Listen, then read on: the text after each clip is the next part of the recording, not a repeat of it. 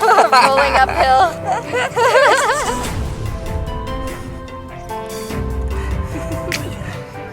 Yeah.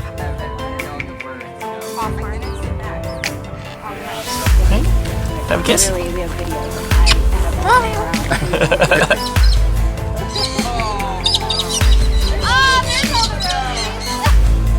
I love them.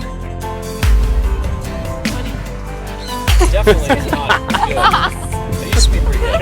It's all, I mean, there's...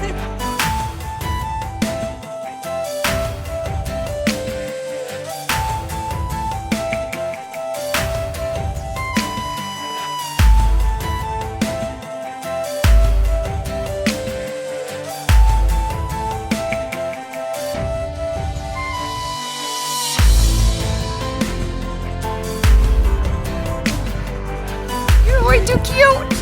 You're too cute. He's just happy. Come on.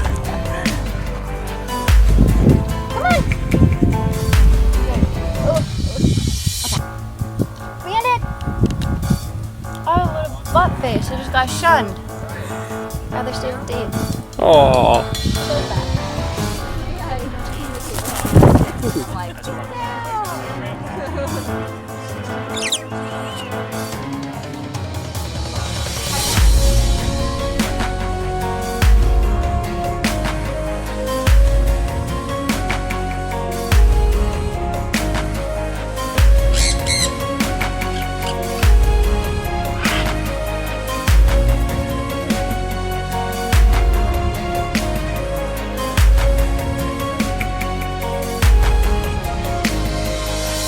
Good. Slow it down.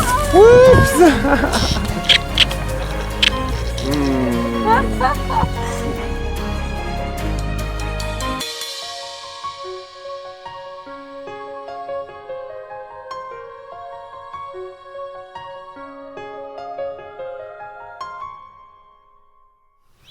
This is one of those videos that there's no like easy way or way to film it, and I keep trying to wait until I can get through this video without crying, and so I'm not blubbering the whole time. But it's like it's never gonna stop hurting, and I know a lot of you are like wondering if this is real. And it is. Bandit died.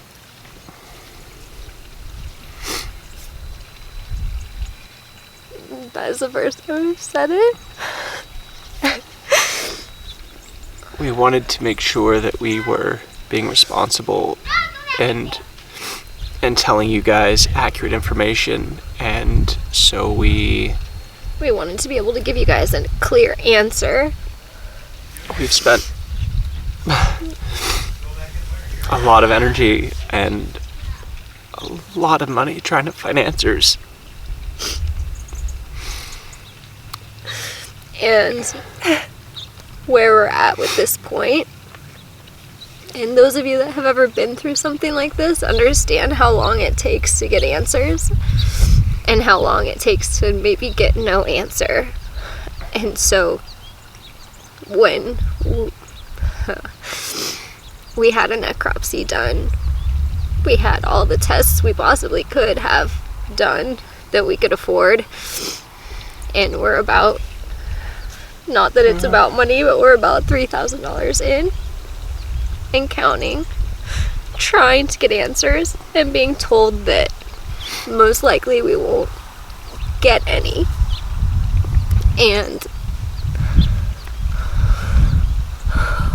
we lost him while we were traveling, and we took him to a certified avian veterinarian, but at the time, because it was emergency, we ended up seeing an emergency vet that was a reptile vet that was new but did follow all the procedures. She started the day before, and so she did what she thought was best, and there was no saving it. There's a couple things that make it really, really difficult, and Also, has a special side of it is that Cressy mimics everything he says. Yeah. So, you hear it, you think he's there.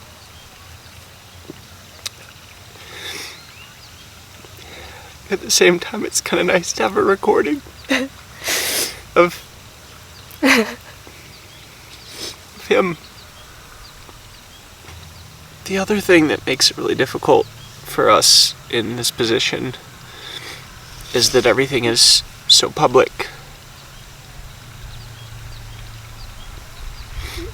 Like having to relive it by explaining and telling you guys is really painful. And also, we have a responsibility to share with you whatever we do learn, so that if there's mistakes we made, you guys can learn from it. And the frustrating part, but the nice part, is we don't know. Yeah. And that we've done every test you can, and it was nothing contagious. It was nothing. They could tell us all the things it wasn't. They just couldn't tell us what it was. And basically it came down to some sort of toxin that only he got into. And the reason that we have a hard time wrapping our heads around that is because he was never by himself. He was never the only one exposed to something. We have a flock, so they were all in those enclosures. They were all traveling, or they were all like, our life is just so varied that there was never something where it was just him. There's nothing for us to isolate and be able to discover that okay, this cage had something wrong with it that we could have prevented. It wasn't like that. We've gone through everything with a fine-tooth comb.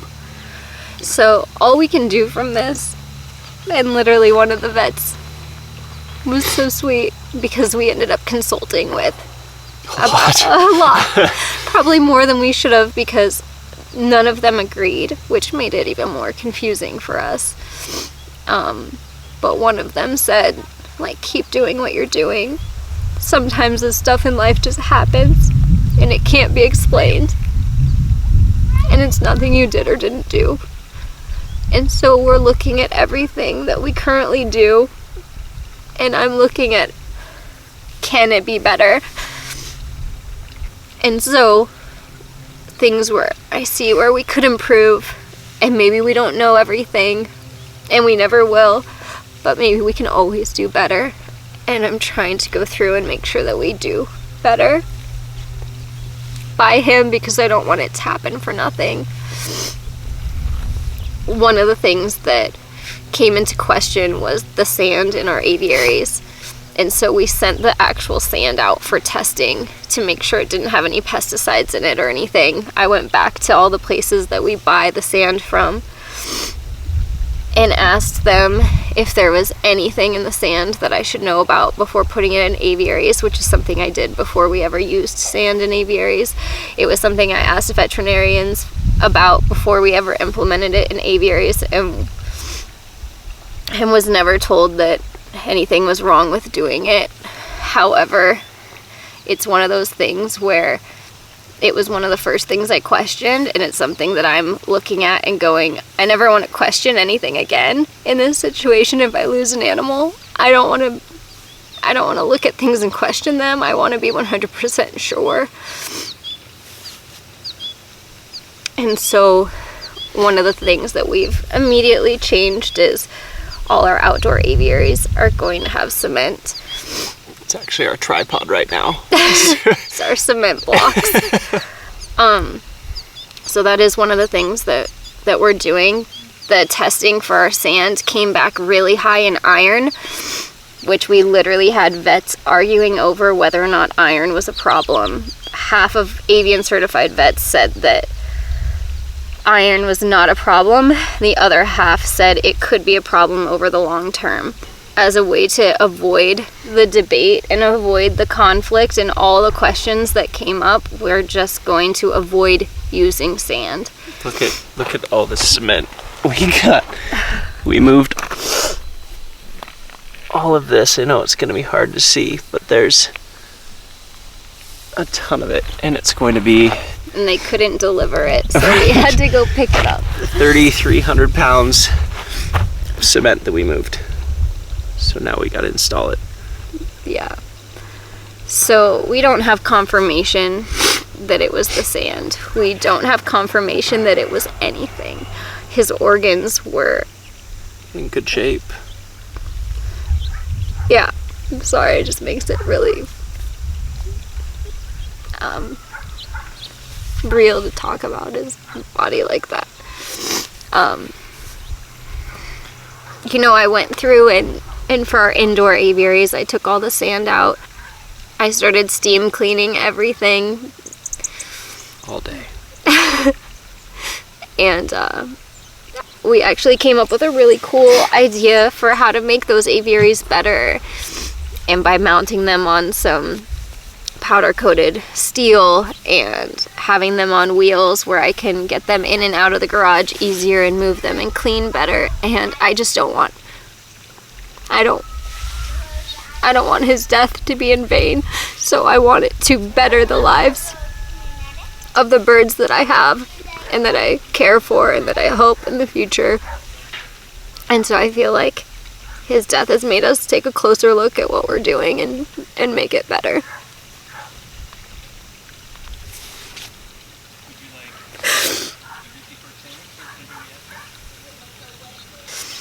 One of the things that I've learned in this process that I didn't know and wasn't aware of was that you could send things for testing to the Louisiana State University and how easy it is. And relatively affordable. And it was $111 to send the sand for testing. And the veterinarian who tested it said that it was incredibly low, but it did still have zinc and lead in it, and it was a very low amount of 3 parts per million. Which is, it's kids' sand that they play in, so, you know, naturally that seems like a pretty safe thing by industry standards, that it should be safe. And both the vets had said that was they basically low said numbers. That if it, yeah, so a normal number of like lead paint would be 200 parts per million, and this was at 3. So it was very, very incredibly low. All the vets confirmed that it was very low amounts, and they said possibly over a long period of time. The problem is that with metal toxicity, you would see certain organs affected, and his organs weren't. And so it was like, even though that was a possibility, the cause of death was undetermined. And so we don't have a clear answer. And so all we can do is speculate and question everything we do. And even though the vet says to just keep doing what we're doing, I have a hard time not picking everything apart and trying to find fault. I'm trying to find fault with everything.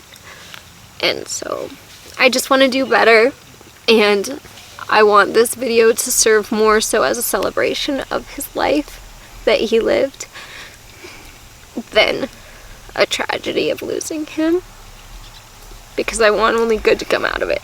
One of the really special things that came out of this is we had reconnected with one of my friends who was in Moab and filmed all that footage that you saw.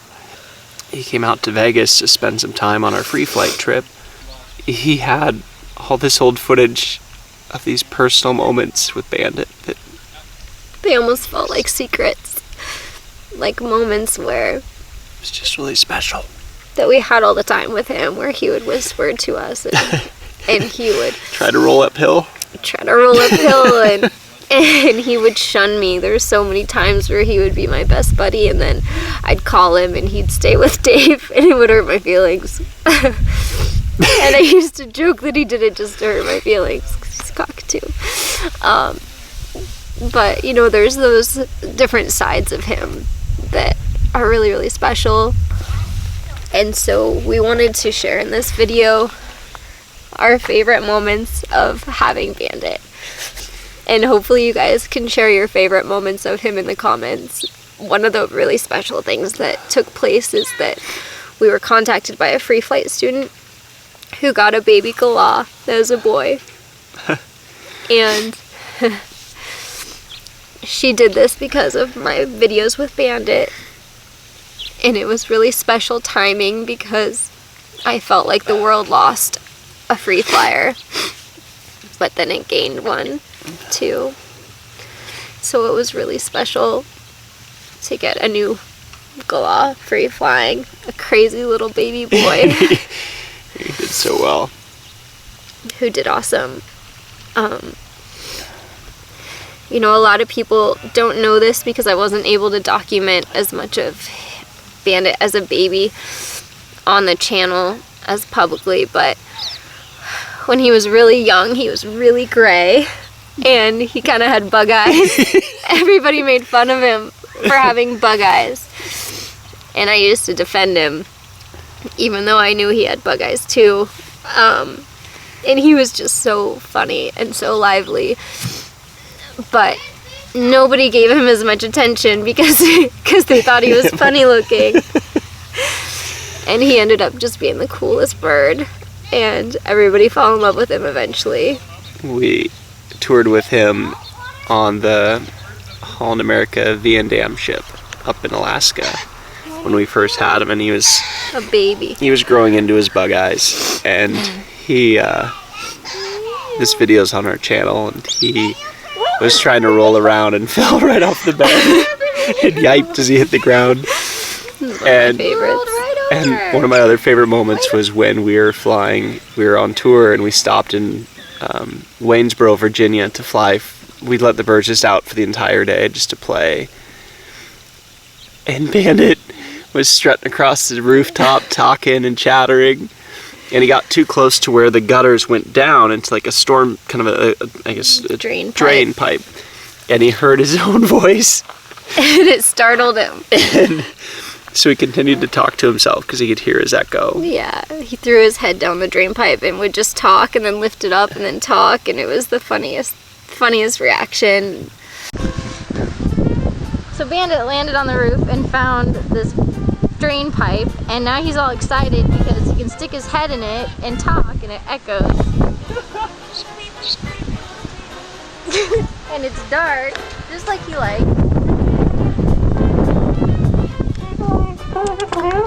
Oh my god. Oh my god, Dave, come here.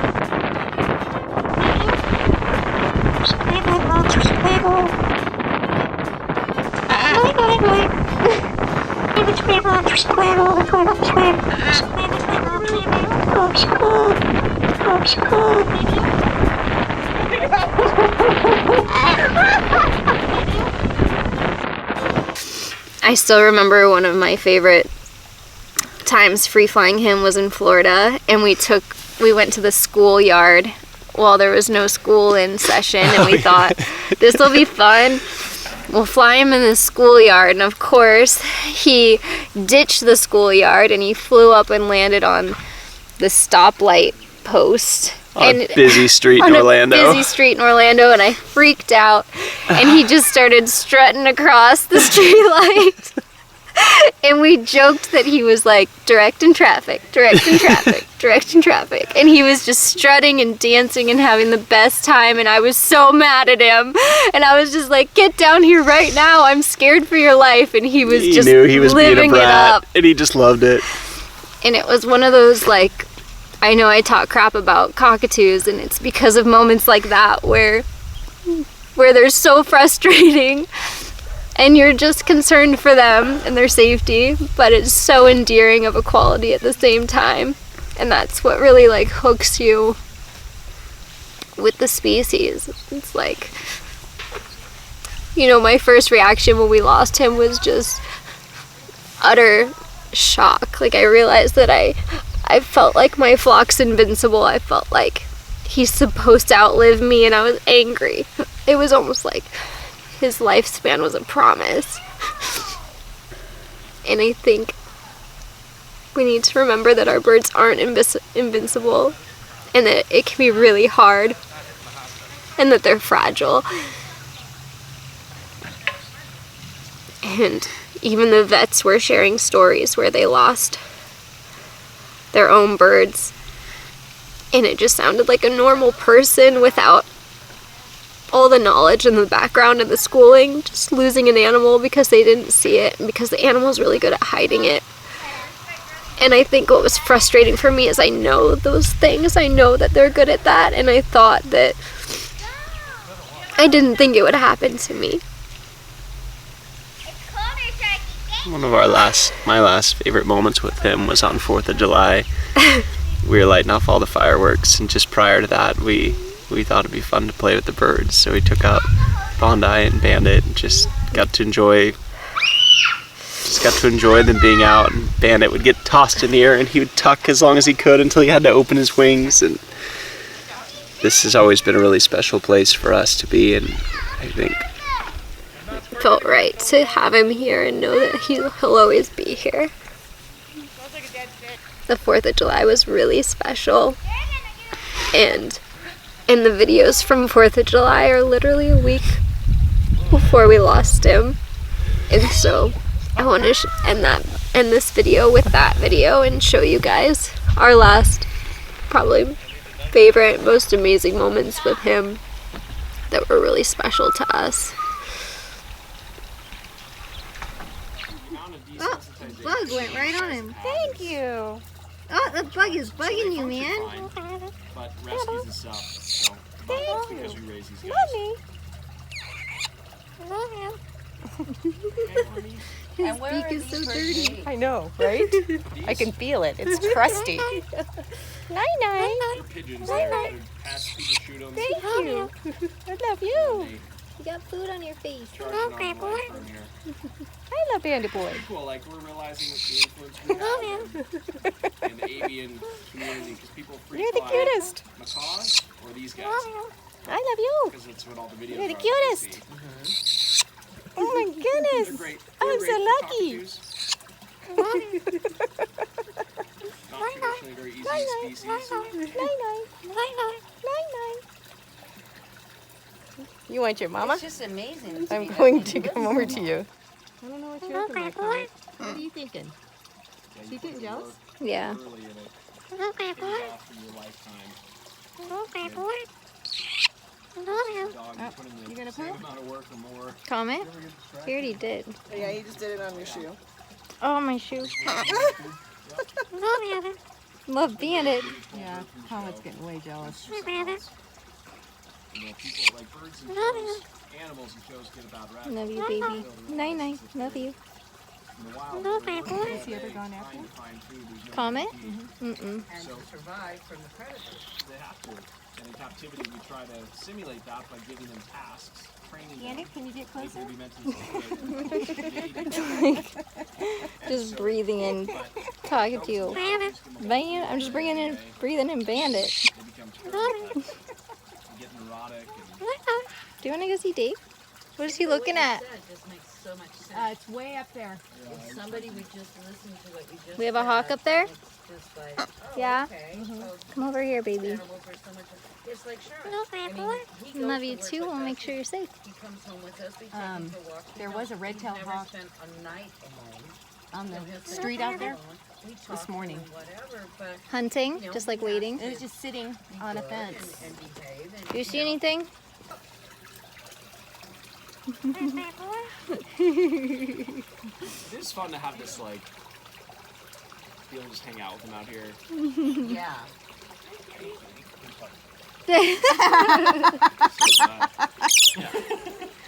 What's the matter? What's going on? A big bird out there.